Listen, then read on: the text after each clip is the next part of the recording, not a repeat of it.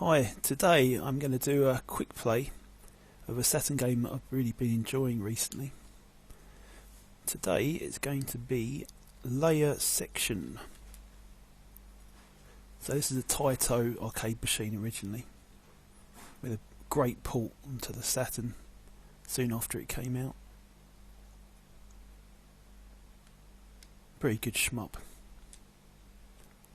And it's the first game in the Ray series. There was about 3 games in this series. So the Western name for it, apart from a couple of other names, one of the Western names for it was RayForce.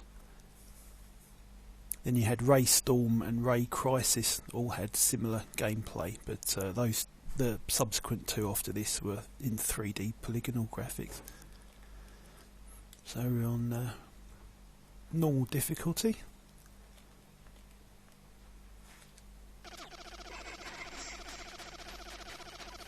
So this is another 2D graphics game, even though it's quite 3D in the way it has all these layers of parallax everywhere, loads of scaling and rotation and what have you. It's got quite a lot of depth to it, even though it is all 2D bitmap graphics. It's just a really Saturn looking game, great big sprites, tons of stuff flying around. Good soundtrack as well.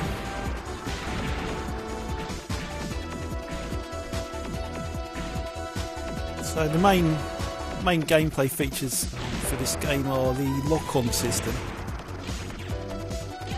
You hover your target see the target in front of the ship, and you move that over enemies and you get a lock-on. Then you press your missile button to dispatch multiple missiles at the same time in a very satisfying fashion, and for extra points as well. Chaining the lock-ons gives you a big boost in points.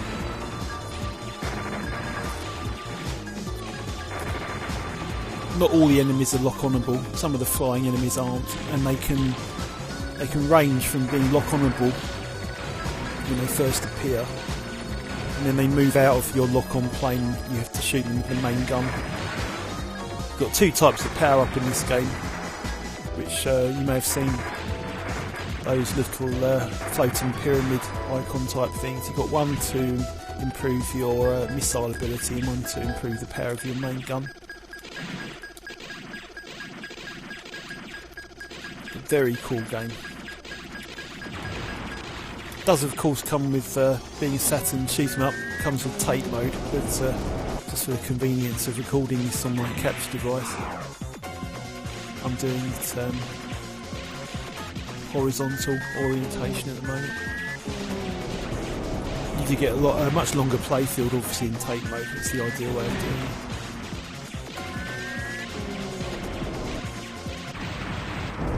it. Stage 1 finished.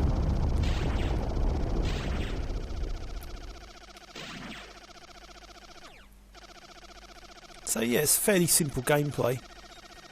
I don't personally get into the depths of scoring mechanics in games myself. I just like to shoot stuff and not die. I like to not die. No guarantee that I won't die though.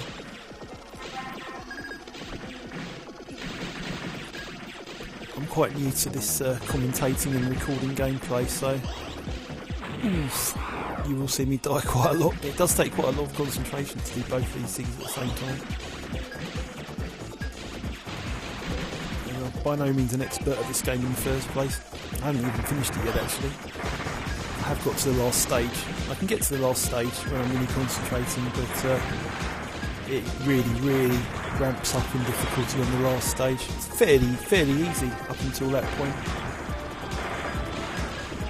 As with most arcade games, they really don't want you finishing it.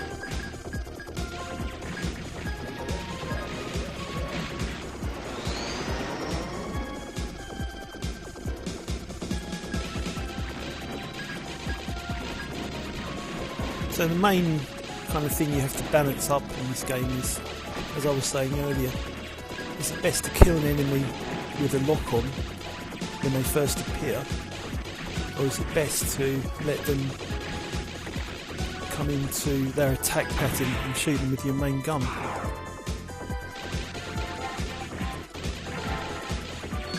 And while you're playing, you've constantly got the choice of killing with lock-on or main gun, and you've got a mixture of different types of enemies on the screen, so it just keeps your mind engaged, trying to work out what the best strategy is at all times. One of the little things about this game that makes it stand out. I can kill this guy if I keep getting in there. Yes! This guy can be dispatched very quickly if you keep missiling his weak point like I did just then, otherwise it can drag on for a bit longer. You've got a lot of nice little touches in this game, like you can lock onto things in the background. You can lock onto these guys in the background here. Shooting them really doesn't make any difference at all. It's actually not easy to kill them. It really makes no difference to the gameplay, but it's just one of those little attentions to detail which makes makes the game stand out. All the bosses are impressive, nice sound effects, great music throughout the whole game.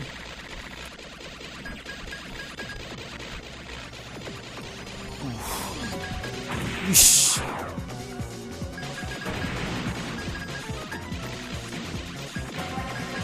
What you often get with the bosses is they have a lock-on point. The best thing to do is to continuously hammer the lock-on point with missiles, and very often it stops them in their tracks and stops them from being able to get to the point where they fire their other weapons, like you see just happened there.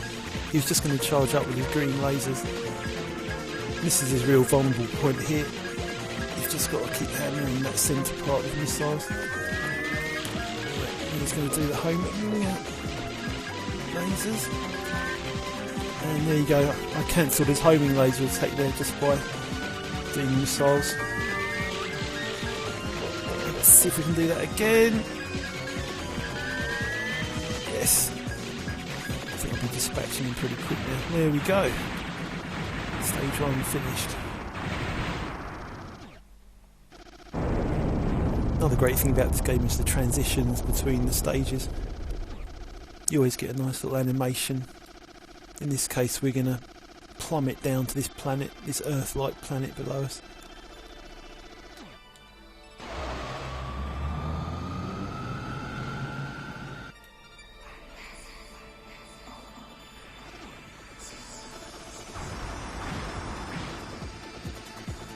So yeah, I bought this game on disc about a year or so ago. It was one of the games that I first burnt onto CD to play with my pseudo Saturn Kai cartridge, and this one really stood out to me, so I had a look to see how much it cost, and I was very pleasantly surprised to see, at least a year or two ago, a year and a half ago or so rather, it was only about 20 quid. Of course that's probably changed now, what with these ongoing effects of COVID pricing and what have you. Now that boss dispatched him pretty quickly because I hammered his missile point. Didn't give him much chance to fire his other weapons.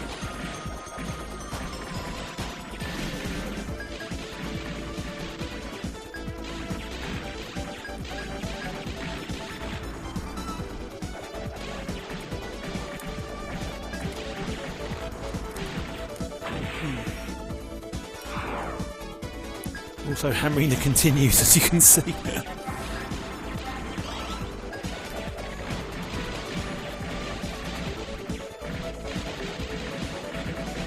Yeah, these little quick plays I do, they are by no means expert gameplay guided.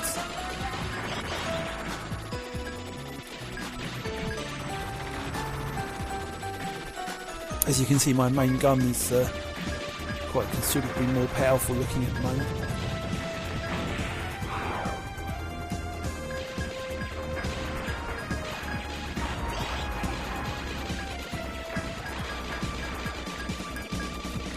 So yeah, one of the things I like about this game is zero repetition in the stages. There's loads of variety, there's loads of set pieces and one-off enemies. Just a lot of care and attention put into this, clearly done with love. Thank God it got ported onto the 2D powerhouse that is the Saturn. Perfect place for it, really. Now this enemy, I used to take a long time killing this guy, but I changed my strategies recently And yep, of course, saying that I die straight away. The best strategy for this guy is to stay as central as you can, obviously dodging when you have to, dodging stuff when you have to, but you just keep missiling that weak point at the end of his tail there. I used to spend ages trying to shoot the guns on either side on his wings, but they just keep regenerating, they just keep coming back, so...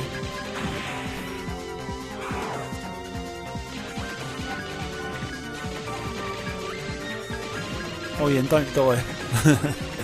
I'm just making a point I'm just emphasising the don't die part by dying constantly. There you go. Stage 2 boss finished.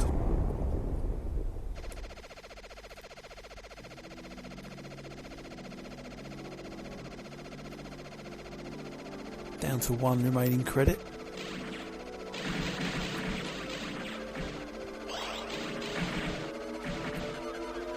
So it's got a nice, very nice kind of ambient soundtrack, this. A lot of variety in the music, somewhat similar to the Darius series, another Taito franchise with wicked music, possibly from the same composers.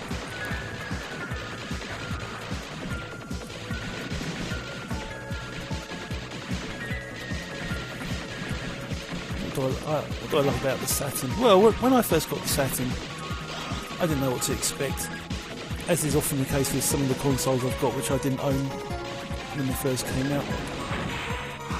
I get them because I find out they're surprisingly affordable, and at the time I got the Saturn it was. And what I've been surprised by is it's an arcade machine in your lounge basically. That's the way I look at it anyway. I'm only really interested in the 2D games. But thankfully there's plenty of those in the Saturn. Just look at all this stuff, it's gorgeous, gorgeous looking game. And you know, if I was to buy the arcade board for this, it wouldn't look any nicer, it would just be a 10 times more hassle to play.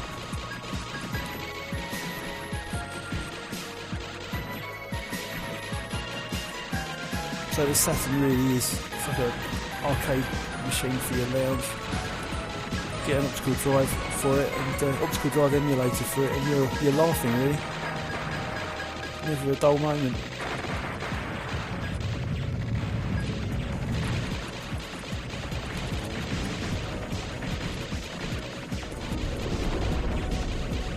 I've got this going through a RetroTink 2X Pro Scart.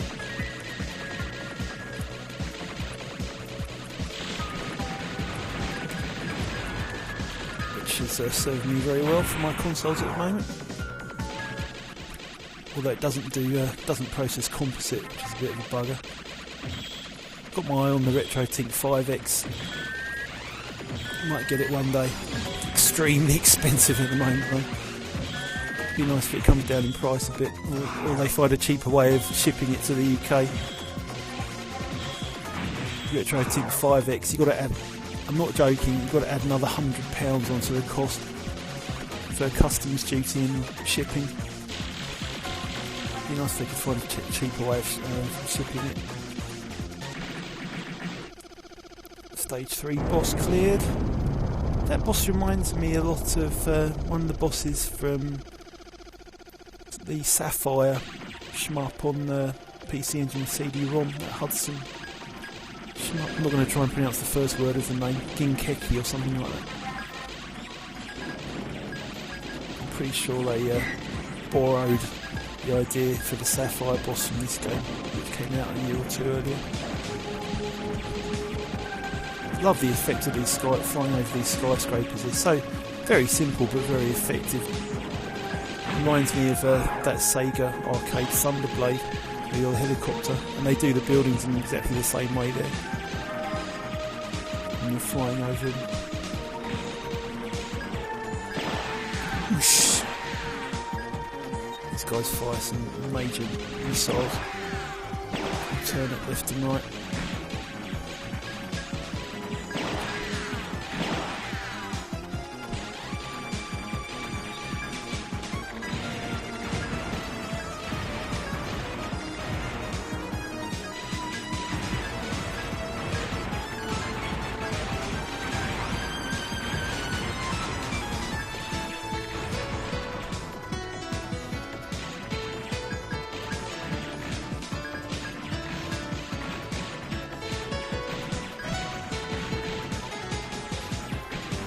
So my last video that I put out was a Saturn game called Guardian Force. Now this and Guardian Force are probably currently my two favourite shooters on the Saturn, but they're also two that you don't really hear a lot about. People are aware of them, but you hear about stuff like Battle Gorega all over the place. You never get a lot of people mentioning these. I don't know, maybe I'm peculiar for liking these two more than anything else.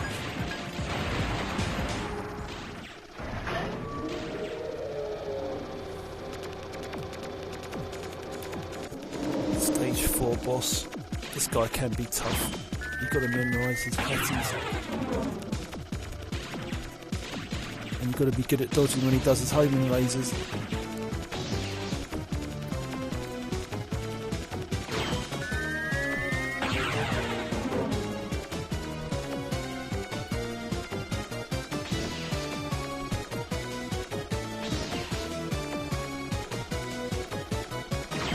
Great effects here in the background. You've got to love this tunnel effect with the scaling layers going deeper and deeper underground. Here we go. Yep.